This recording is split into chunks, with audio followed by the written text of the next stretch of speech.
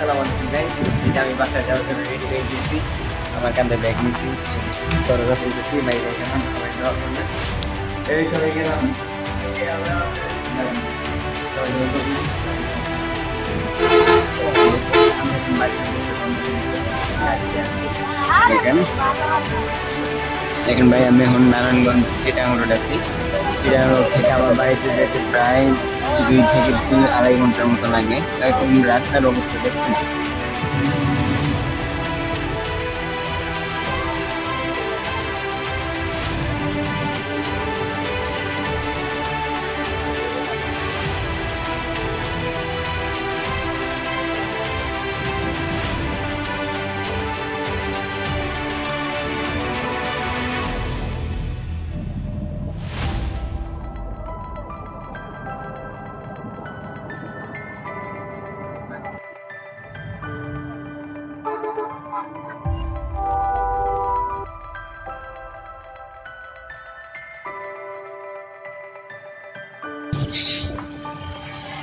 আমরা রওনা দিয়েছি সেই বিকালে, অলরেডি কিন্তু সন্ধ্যা হয়ে গেছে দেখেন।